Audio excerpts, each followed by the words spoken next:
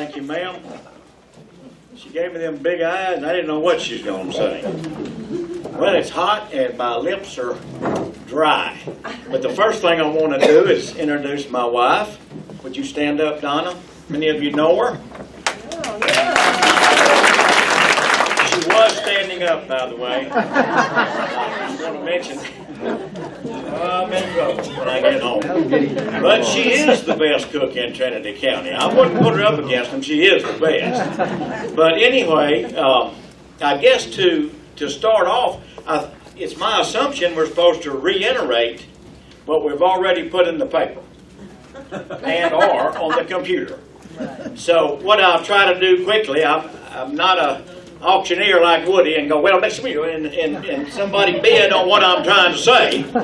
So I'll just try to slow down and say I was originally born in the Houston Heights and spent 35 years there. And, oh, you too, huh? I'm getting a lot of waves from people. But anyway, in 1964, my family bought acreage down Trinity Park Road. And so I've been coming up here since '64, fishing and hunting and stirring up trouble.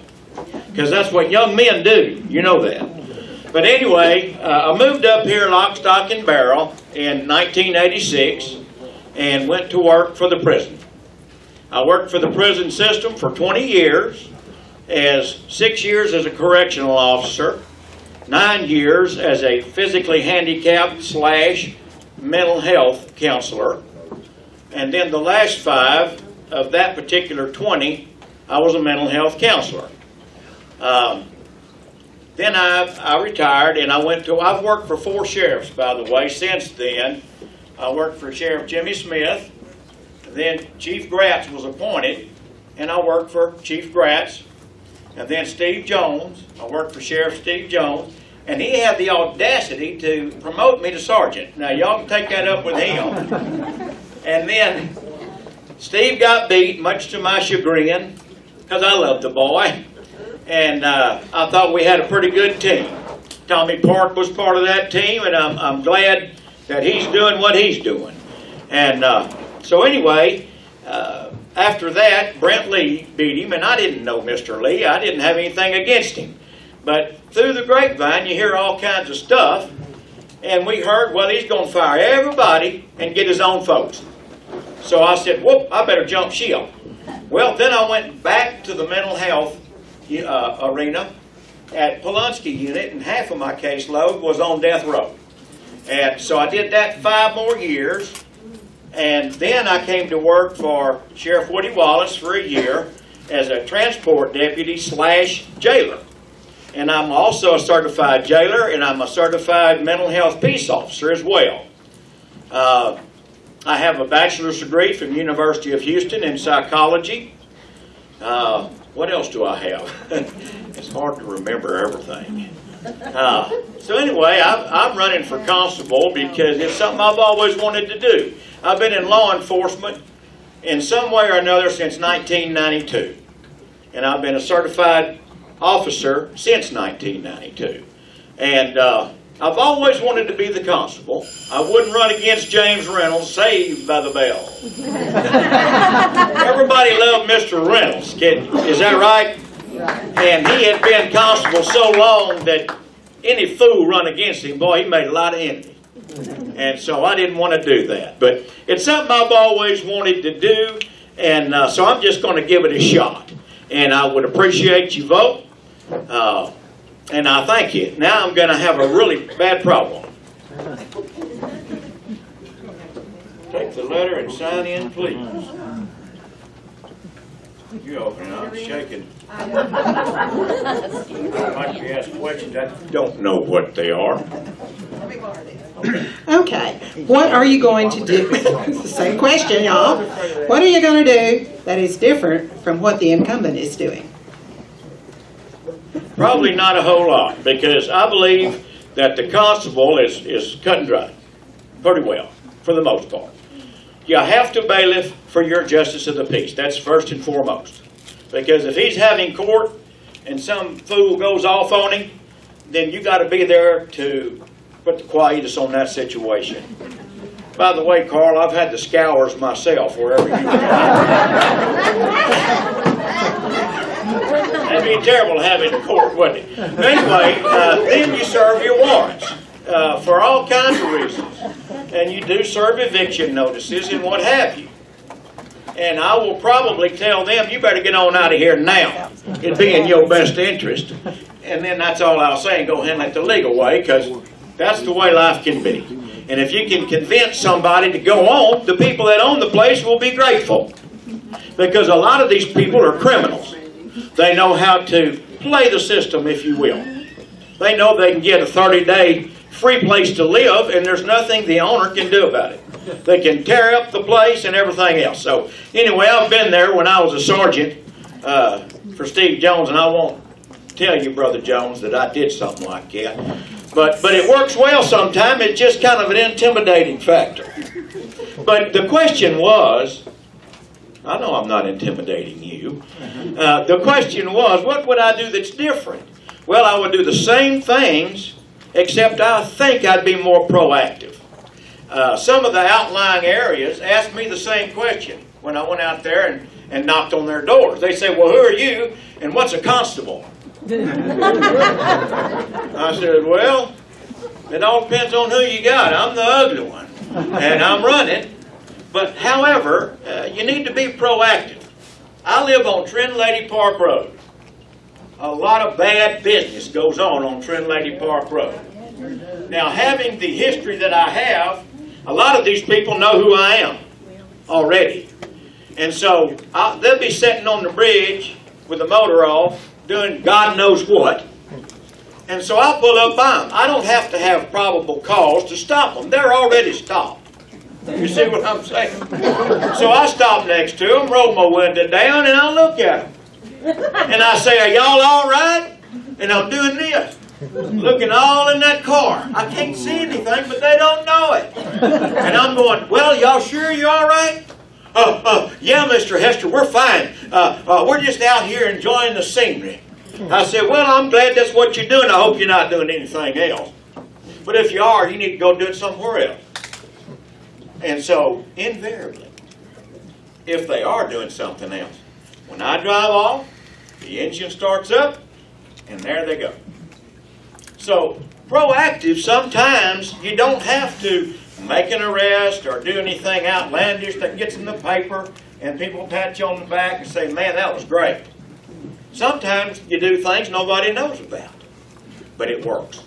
Proactivity means there is a law enforcement officer in the neighborhood periodically and you don't know when he's going to be there. And that's a deterrent to a lot of these people in this county that want to harm somebody, steal from somebody, do dope, and don't care that they are. And we've got to put a stop to that, folks. They're ruining our children, they're ruining our grandchildren, and they don't care. They don't care what they're doing to your children. Also, I missed one point. First and foremost, I believe in Jesus Christ as my Savior. I need His grace and His mercy because without it, I'm just a sinner. But His grace, Jesus said, is sufficient for me. And I want that grace. And we need that grace today. We need to all stick together as Christians because this nation is turning into something none of us have ever seen. We need each other desperately. So I really would like everybody to get their concealed handgun license is what I would like. Good, honest people need to be armed because the ones that aren't are going to be armed. They're going to kick your door in and take what they want. Did I answer all kinds of questions? I know there's another one in there. I probably already answered it. I'm done. No. One more. Okay. I think you answered that question and a few more. Okay, here we go. How will you work to advance Trinity County as a constable while serving the residents? Did you just? Yeah, he already. Asked and answered. Dad, give me enough. Oh my gosh, I don't want to. You said two. You said two. I asked me if you want to. How many days a week will you be available for backup calls of law enforcement? Did somebody say 8 days? Lord have mercy, I'm missing a day already. Well, to tell you the truth, I have no idea. You never know about them scours. I love that. That just cracked me up. I wasn't ready for that. However, we're all human, right? Sometimes we're sick. Sometimes your baby has a birthday. Mine's in College Station. I have great nieces and a sister there.